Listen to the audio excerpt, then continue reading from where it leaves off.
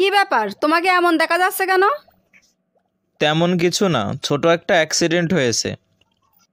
কি অ্যাক্সিডেন্ট? বাইকের কিছু হয়নি তো? বাইক ঠিক আছে তো? বাইকের কিছু হয়নি, বাইক ঠিক আছে।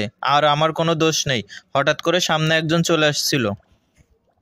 আর তুমিও না দেখে শুনে বাইকটা চালাতে পারো না? এই 2 দিন আগে তো বাইকটা কিনলে। আচ্ছা ঠিক আছে, ভিতরে আসো, খাবার দিচ্ছি তোমার। আচ্ছা শোনো, আজকে তোমার স্যালারি আসার কথা ছিল না? আমি যে তোমাকে টাকা তুলে আনতে বলছিলাম, তুমি আনছো?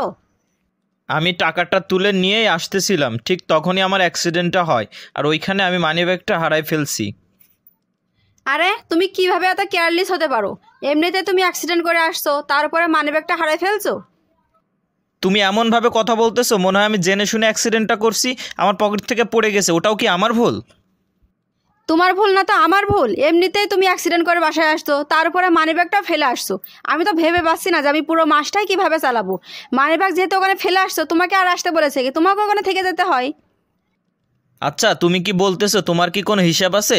আমি যখন থেকে অ্যাক্সিডেন্ট করে বাসায় আসছি তখন থেকে টাকা কোথায় কি করলাম, বাইকের কিছু হয়েছে কিনা, তুমি তো একবারও আমাকে জিজ্ঞাসা করলে না যে আমার ব্যথা লাগছে কিনা, আমার কেমন লাগতেছে, একবারও জিজ্ঞাসা করছো? তুমি একটু বেশি নাটক করছো না? ও, আমি এখন বুঝলাম আমার অ্যাক্সিডেন্টটা তোমার কাছে ড্রামা মনে হচ্ছে। কিরে ভাইয়া, আমার বাসায় তুই এই সময়? আপু, দুলাভাই ঠিক আছে তো? আজকে না আমার জন্য দুলাভাই অ্যাক্সিডেন্ট করছে, বুঝছিস? আমি তো বাইক চালাতে পারি না, আর আমার পিছনে দুলাভাই বসেছিল, আর দুলাভার মানিব্যাগটা আমার কাছে, ওইটাই দিতে আসলাম। আচ্ছা তুমি আমাকে কেন বলনি যে তোমার অ্যাক্সিডেন্ট আমার ভাইয়ের জন্য হয়েছে? তোমার ভাই আমাকে বলতে বারণ করিল, এই জন্য আমি বলিলাম না। আমার ভাই আসছিল বাসায়, এসে মানিব্যাগটা দিয়ে গেছে আর সব কথা বলে গেছে।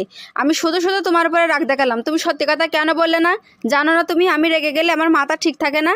আচ্ছা ঠিক আছে, যাই আমি যেয়ে তোমার জন্য কিছু গরম গরম খাবার বানিয়ে নিয়ে আসি। শোনো, আমি সকালে না একটা গল্প পড়ছিলাম পত্রিকায়, একটা স্বামী ইনকাম করতে পারে না, এই জন্য তার বউ তাকে 4 আনার দামও দেয় না। আর দেখো, সেই ঘটনা বিকালে আমার সাথেই ঘটলো।